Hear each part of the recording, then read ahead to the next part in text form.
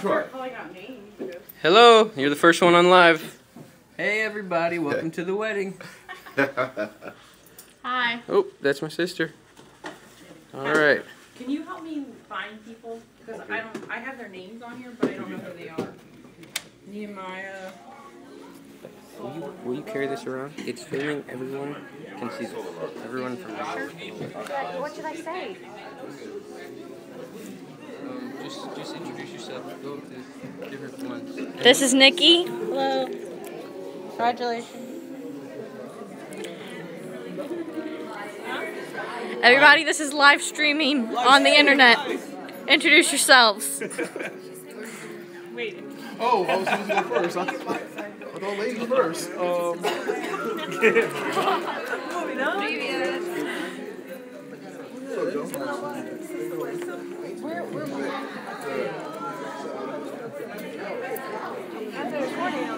You need to come back. I'm supposed to put you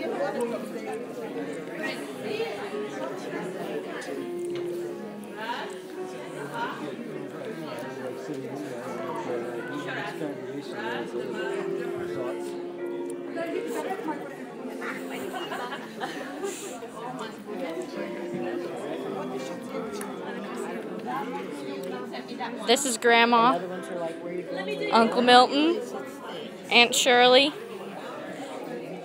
Linda.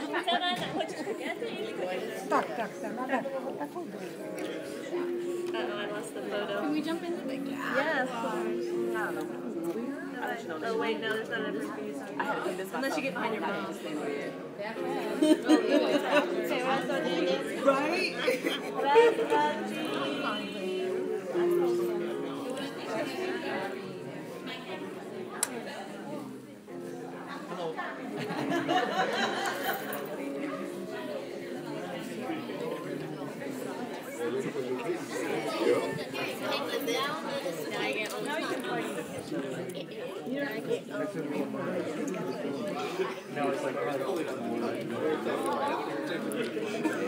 Hey, another question.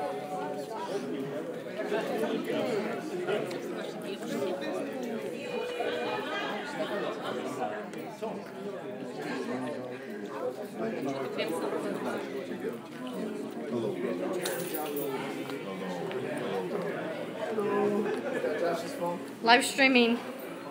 Where's his iPad? Charging. Oh, so we're streaming from here? You're online right now. Hey guys. So, yeah, I was just trying to figure out what was going on with that. I don't know how this works. Okay, he told you to do it on your phone? He told me just to walk around and get people. Okay, cool. Have fun with that.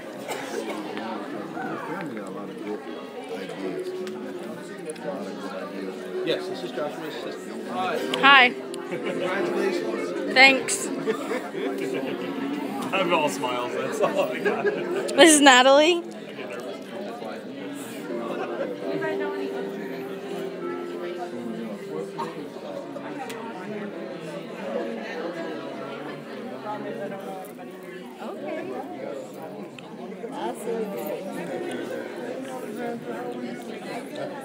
Good, thank you.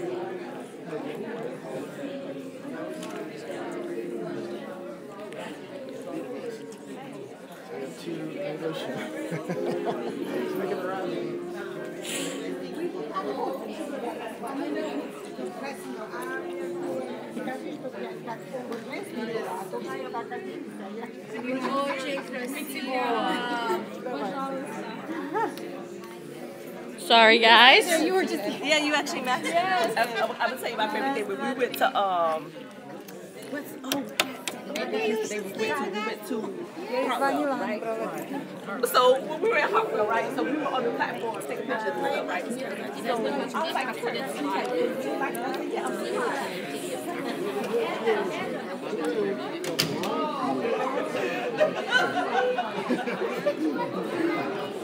I'm back again.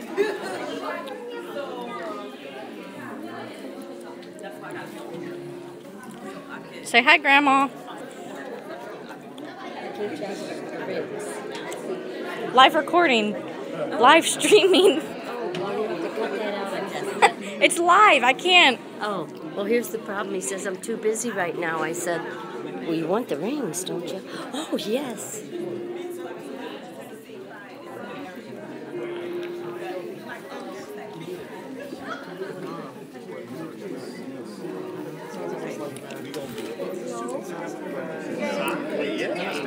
This is some of the Mahalik family. That's Uncle Mike. Hey, Becca. That's Aunt Jackie and Violet. Yes. He's gonna take it. Okay. Yeah, that's what I wanted to see. All yours. To take over. It's the final. Nope, people don't get to see it yet. Why is the door open? Who is that? Live streaming. Okay. Your mom? No, it's just streaming to the website. Oh, awesome. You can't show me. No, I'm not. I'm purposely not. Why is there a stand up there? I don't know. Do you want to make sure Sorry, excuse me. Yes. We don't need the stand, the mic stand. We're using one of these. Okay. What? I don't know who the others are. Between the second and third seat. Okay. Armrest on the right hand side. Thank you. Y'all do that very well. Oh, are you checking it? Yeah. Oh wait, I'm connected to the Wi-Fi. You're gonna try to use this one? If this stays plugged in, it'll probably work. Oh, everyone's seeing everything. Which is fine. They just saw your password. Really didn't. That's fine. That's fine. That's not a factor.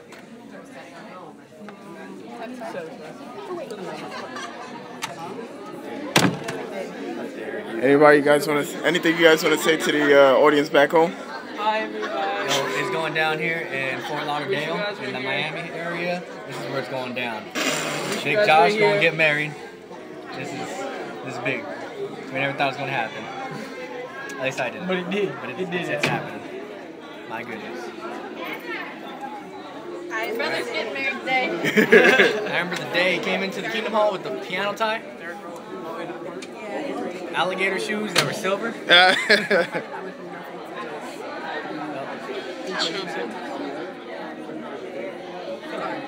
Do you know how many people are watching on here? 16 people right now. Oh, nice. 16. It's like, wow, people actually showed up. Remember they count the Periscope thing, right?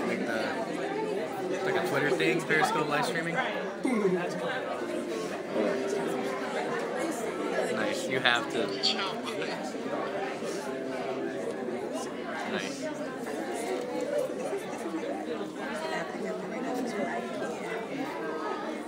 Forward door. Oh, play.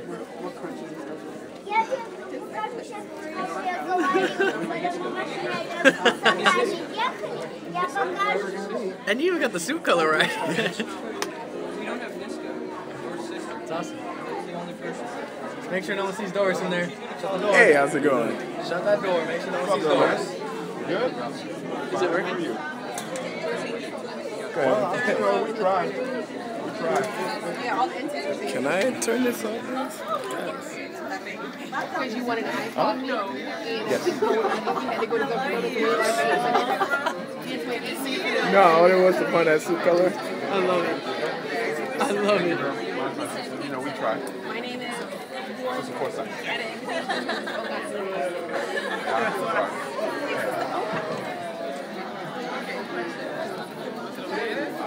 Hey, little one.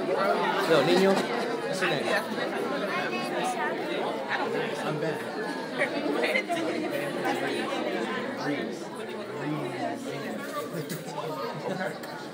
You guys got it. Okay. What's going on, sir?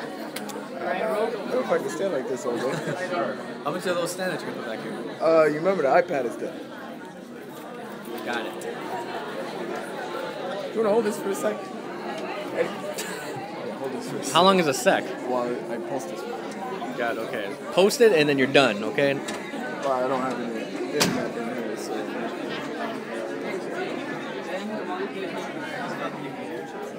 Oh, he wants me in? Yep. It's time for you guys to go.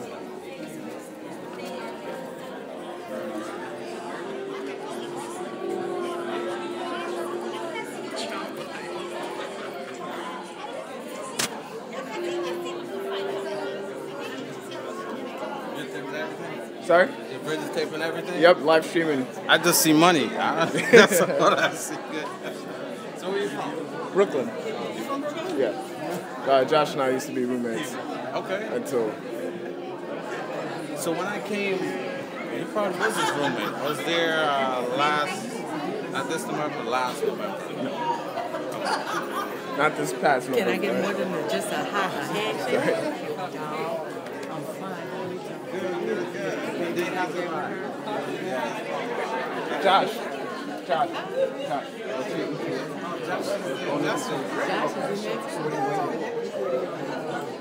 Okay, cool. No, you can't go.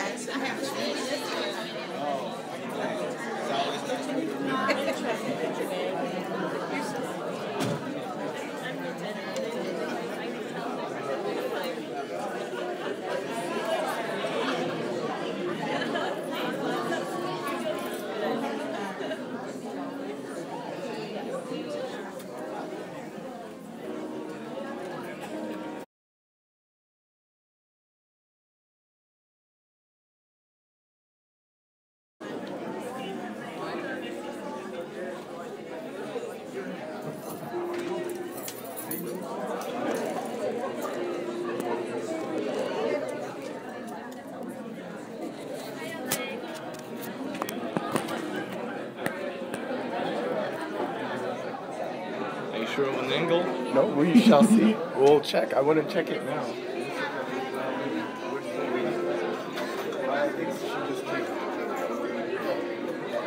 If we need we'll take care of it. It's a really good spot.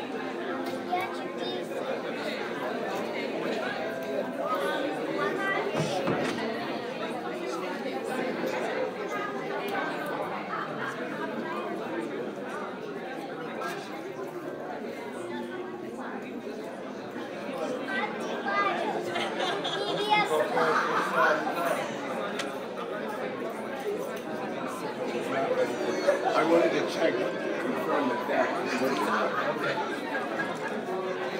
So do you have anything, or you guys want to go again? Bills, okay. Okay, cool.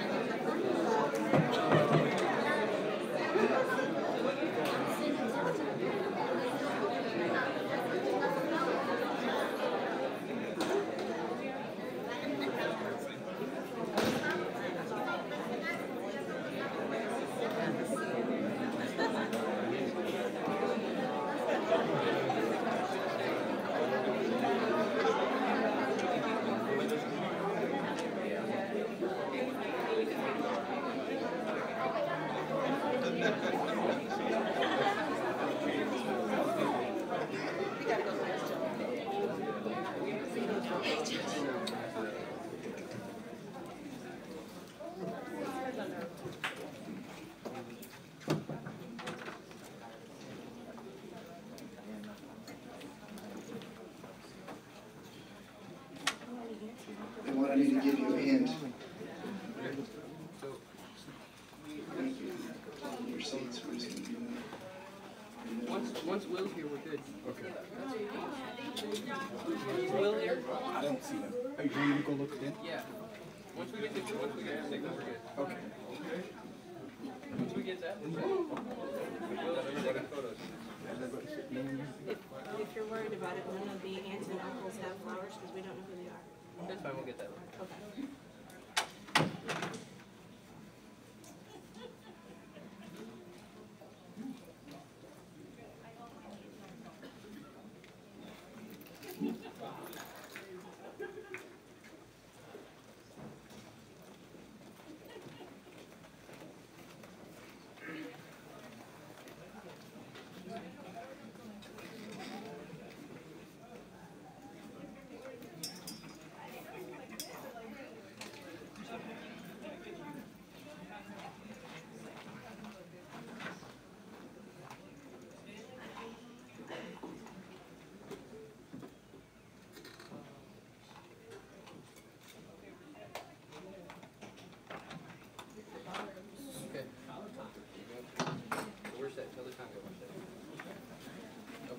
Wait.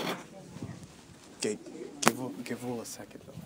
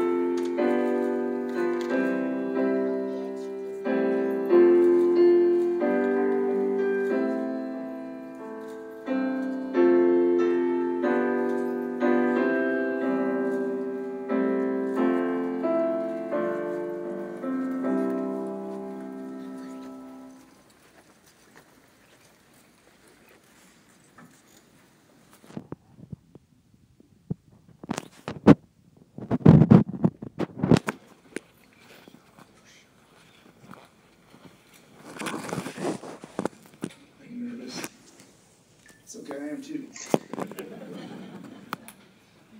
Whatever happens today, you're going to be married in a few minutes, and everything's going to be just fine. I'd like to thank you all for coming. You all look so beautiful today, and it's very nice to be amongst Jehovah's people, and thank you for all your fine manners. Have you found true love? Have you found somebody who is always respectful, warm, kind, gentle, and loving? We know that you have, because we have found him too. His name is Jehovah. Here in Genesis chapter 1 and verse 28, it explains to us why we have the ability to feel the way we do, the way that you two feel about each other today. And it says, "Then God said, man in our image, according to our likeness." Well, in that scripture, we see that Jehovah created us in his image. Now, how can that be? He's a spirit. He created us in flesh. And furthermore, he is the personification of love. In 1 John 4:8 it says, God is love. So we can imitate Jehovah or be in his likeness when we act like him. And we can be in his image when we practice spirituality. And it gives us a good reminder, because the only reason why we can love each other, whether we're husband and wife, mother, father, brothers, sisters, cousins, uncles, there's a great uncle out here somewhere. The basis for that is our love for Jehovah. And it's not as if we loved him first. He showed us how to love. He showed us true love, what true friendship and true love means.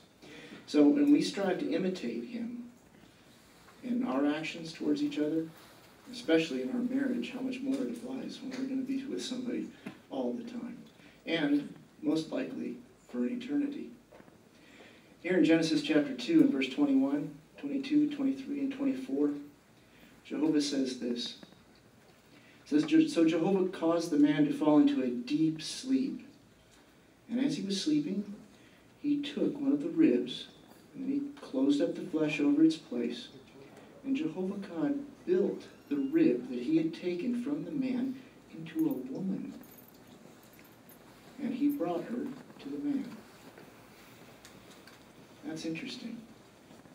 Jehovah built her. We don't know how long Adam lived before this incident. It could have been decades. He had the job of naming all the animals. Apparently it took a long time. But then, notice the next verse, which looks a little different. It doesn't look like a normal verse from the Bible. And that's because it is different. It's supposed to be read differently. In Hebrew, it would have rhymed, because it's a poem. The man instantly becomes, seeing his beautiful, perfect wife, he instantly becomes a poet. And he says, "This is at last bone of my bones and flesh of my flesh. This one will be called woman, because from man she was taken." That is why a man will leave his father and his mother, and he will stick to his wife, and they will become one flesh. So we learn some interesting things from these verses. First of all, that Jehovah is the originator of marriage. Can you imagine? Can you imagine, Joshua, that you wake up and you see before you a perfect Doris? And she still will be. And overcome with this emotion that you just break out in a poem to God, and then he performs your marriage ceremony for you. Right there in the beautiful Garden of Eden. It was meant to be a very joyful occasion, a permanent and joyful occasion, because we know that he made them to live forever. Now, they gave that up. They didn't want it. But for us, that's the prospect before us. So it shows us the value that Jehovah places on humans, how much he loves us. It shows us that he created us with the ability to love each other, and that he made this to be a permanent arrangement, or something that was going to last forever. So we can make our marriage last, but the subheading here says, how can we make a marriage last in love and happiness? Because we've all seen marriages that lasted, maybe they didn't have so much love and happiness. So how do we keep that in there? How could have Adam and Eve kept that happiness that they had at that moment for an eternity? Because they had that opportunity. Let's take a look at Matthew chapter 22, verse 36. I'm going to read it to you. It's okay. Matthew chapter 22, verse 36. And here, this is the account. It says, the teacher, which is the greatest commandment in the law, the greatest commandment. He said to him, you must love Jehovah your God with your whole heart, with your whole soul, and with your whole mind. This is the greatest and first commandment.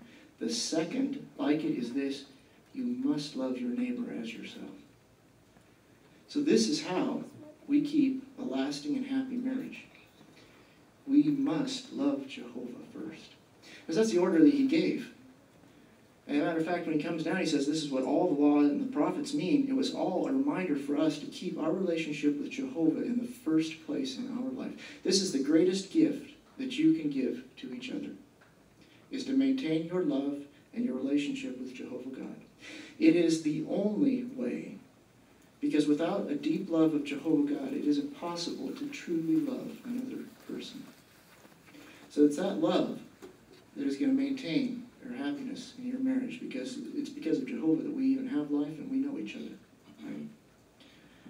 Now, there's two things we want to speak about briefly, and that's a little bit of advice, or more like counsel, to the both of you. We got 7 minutes with Joshua and 6 minutes with Doris. A husband who gains deep respect. Gain. It's like gaining everlasting life. It's an interesting phrase, isn't it?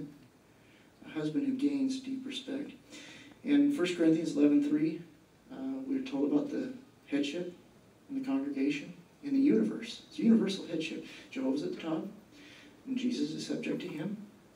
And then the man is subject to Jesus, the husband, and the wife is subject to her husband. Not all women are subject to a man necessarily, but as in the arrangement here, that's the way it goes.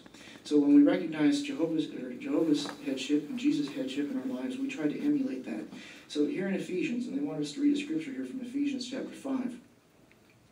And here's what Jehovah has to say to us husbands. In chapter 5, and verse 25, 28, and 29, it says, husbands, continue loving your wives, just as Christ also loved the congregation and gave himself up for it. In the same way, you husbands should love your wives as your own bodies. A man who loves his wife loves himself.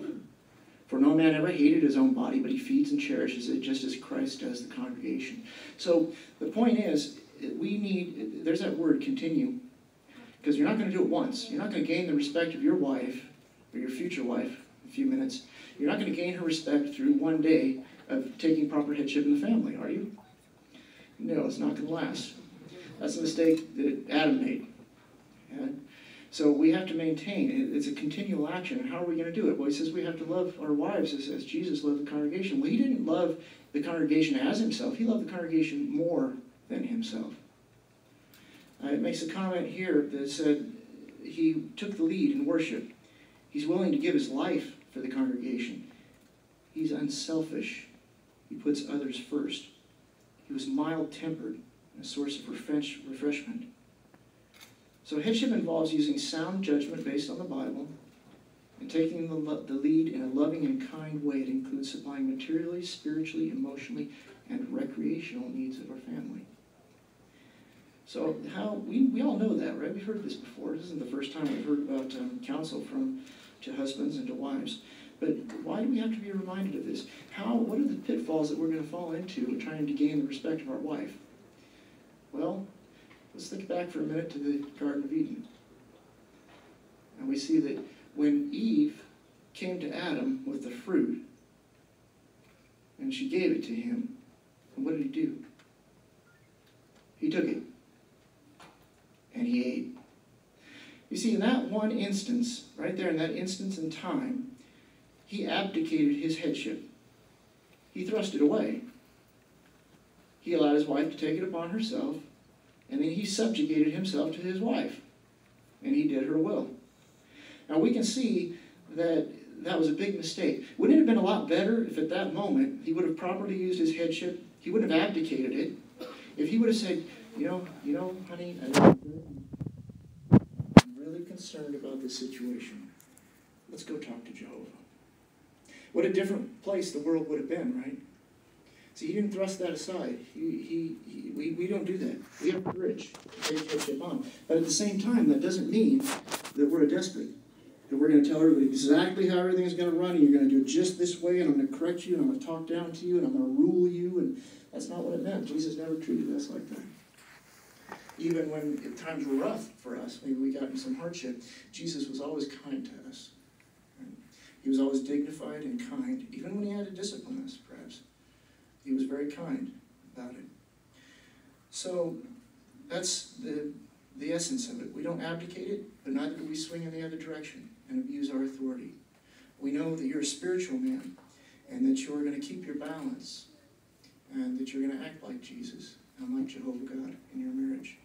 And if you continue to do that every day, right? Just like we work on our relationship with Jehovah. It's not once saved, always saved, right? We got to work on it every day. So a wife who is dearly loved, not loved, dearly loved. You know, Jehovah gave the wife a very, very, dignified position. He didn't create them lower, didn't create women lower. He created them as a complement, a helper to the husband. When it was time to fill the earth, Jehovah brought a wife. Adam's former job was done, now it was time to fill the earth. That wasn't such a bad job, was it? A lot of enjoyment they would have found in sticking to that. But there was a problem. Let's take a look at Ephesians chapter 5 and verse 22 and 24, and we'll see how Jehovah counsels us so that we don't fall into the same trap. It says here, let wives be in subjection to their husbands as to the Lord. Because a husband is head of his wife, just as Christ is the head of the congregation, and he being a savior of this body. In fact, as the congregation is in subjection to the Christ, wives should also be to their husbands in everything. Husbands, continue loving your wives. So we see there the counsel for you. It's very interesting, isn't it? Because he reminds us in 33, he says, nevertheless, each one must love his wife as he does himself. On the other hand, the wife should have deep respect for her husband. So whereas the counsel to Joshua is to love you, the counsel to you is to have respect for your husband.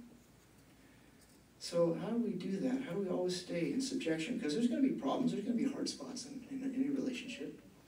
But we're still going to have to keep Jehovah's command, to be in subjection. It says here that she looks for the husband for decisions and works to make them succeed. Not that she looks for the proper decisions of the husband. And we don't treat each other in kind, right? So if something's not going our way, that's the true test of love. Because as Jesus said, what benefit is it to you if you love those lovingly? We can all do that. We go out in the world, if we're nice to somebody, they're nice back to us, usually. The real test comes when things are difficult. That's when the heart opens wide and we can see what is in there. So let's think about this for a second. You've been given a lot of work. You're going to be a busy woman. Proverbs 31. I don't know how you're going to find time to get all that stuff done. But at any rate, let's see. What could be a hindering point for you to do this, Doris? What might be, we looked at the thing about abdicating headship and maybe being overly dominant for your husband. What could you avoid? Well, let's go back to the Garden of Eden. Again, here we are in these beautiful surroundings. How could they have kept that? Well, we remember that she was around the tree. I don't know why she was around the tree, but she was looking at the tree because there was a snake in the tree. And she was watching the snake, and we don't know. Perhaps it took a little piece of that fruit and nipped it off and ate it. And then it turned around and it said, is it really so? Now that gets your attention. Wow, I'm going to listen to this. And then he continued. And he planted a seed of doubt in her mind about her husband's headship, about God's headship and the rightfulness of his rule and all kinds of things. The reason why we're here, right? Now, that's interesting. You know, she saw a snake talk. Maybe she thought, wow, there's something. If they look at that fruit and do that for that dumb snake, think of what it could do for me. I could have more power, more control. So what got to Eve? It was a desire to be independent. Competitiveness. And that's why that's the counsel for you. Because Jehovah knows our weaknesses. He knows our soft spots. Right? And he wants us to be aware of them too, about how we can succeed, how we can cope with them. Now, wouldn't it have been a much better idea for her to say, well, you know, Snake, that sounds real good. I'm liking what I'm hearing. However, I think that I should go talk to my husband. You wait right here. I'll be back in a second. I'm going to go get him. Right? The world would have been a much different place today if either of them would have played their roles. But you know what Satan got him to do? He got him to do this. You see, the man abdicated his headship, and the woman took it over. And knowing that is the reason why that we go over these things today. We talk about how we use our authority in our marriage. What's loving like Jesus? But we're not cowards. And when we need to stand up, and we need to serve Jehovah, and we need to do things his way, we are not afraid to do that. And for you, Doris, we don't take the lead in the family. We always are subject to our husband, right or wrong. And that's going to be a real test for you. It's hard. We make mistakes as husbands. And it can be difficult. But it'll be a true test of your friendship and your loyalty to one another. It was very interesting. The Watchtower even went as far as to say this. It said that our relationship with Jehovah, because that's really what we're talking about here, right? Is to stay close to Jehovah and always follow his order of things. It said that our relationship with Jehovah is what keeps fidelity in our marriage. That's a strong statement. Yes. Your monogamy is going to depend on your relationship with Jehovah. Your loyalty to one another, our loyalty to Jehovah will be reflected in our marriage. Let's take a look at one more scripture. It's in Colossians chapter 3. In Colossians chapter 3, 13, I'm sorry, what am I saying? No, it's 3. There is no 13. You're looking for that for a while. Colossians 3, 12, I believe. Yeah, it's 12:13. And here it gives us the whole talk. It sums it up. According as God's chosen ones, holy and loved, clothe yourselves with tender affection, compassion, kindness, humility, mildness, patience. Continue putting up with one another and forgiving one another freely, even if anyone has a cause for complaint against another. And that will come. There will be times when there's justified complaint, but we have to be patient and loving always. Just as Jehovah freely forgave you. So what does it mean to clothe ourselves with love? Well, he explains it there. To act like Jehovah would act, to be tender in our affections, to be compassionate, kind, humble, mild, patient, forgiving. Those are all the things that attracted us to each other in the first place, right?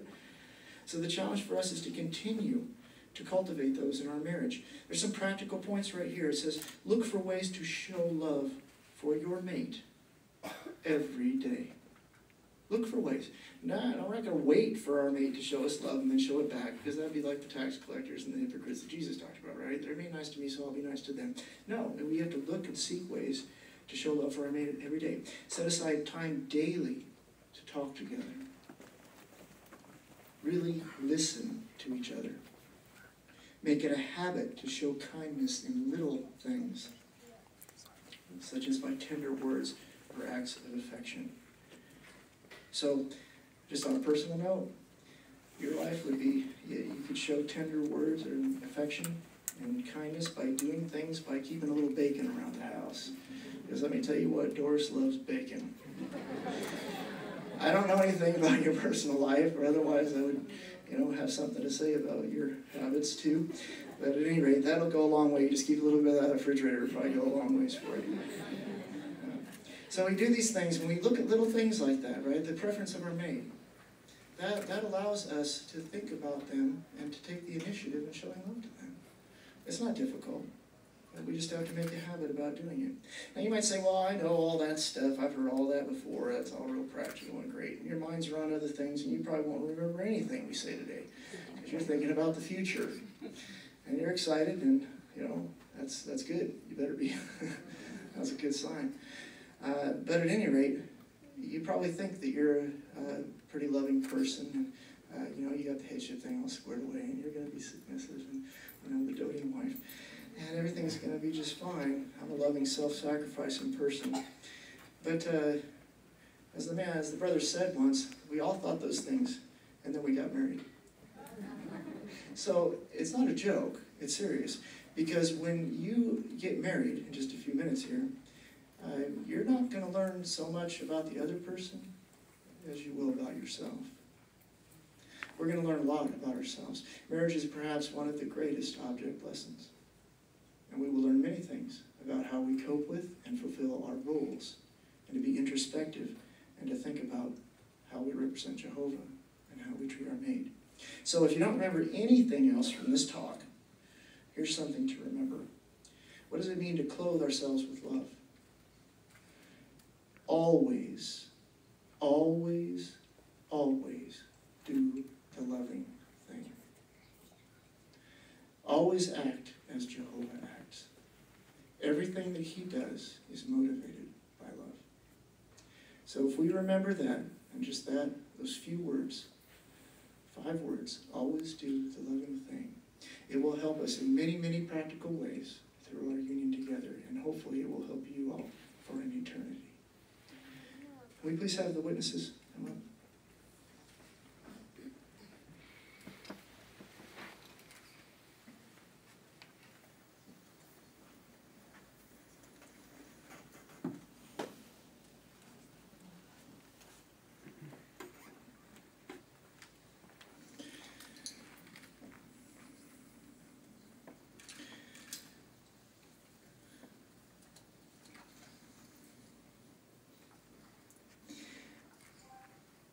Do you, Joshua Stephen Michalik, in the presence of Jehovah God and these witnesses, take Doris Karen Caesar to be your wedded wife, to love and to cherish, in accordance with the divine law as outlined in the Holy Scriptures for Christian husbands, for as long as you both may live?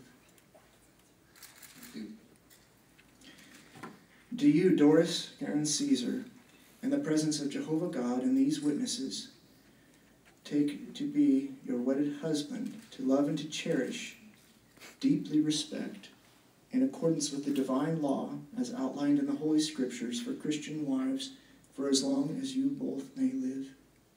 I do.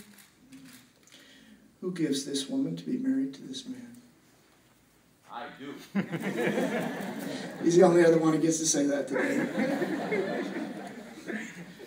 Would you please exchange your vows to each other? I, Joshua Stephen Michalik, take you, Doris Karen Caesar, to be my wedded wife, to love and to cherish, in accordance with the divine law as set forth in the Holy Scriptures for Christian husbands, for as long as we both shall live together on earth, according to God's marital arrangement.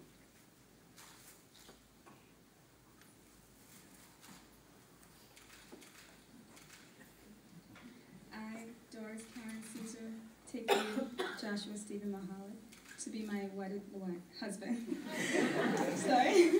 To love and to cherish and deeply respect, in accordance with the divine law, as set forth in the Holy Scriptures for Christian wives, for as long as we both shall live together on earth according to God's marital arrangement. For you have the rings, you've exchanged your rings, please.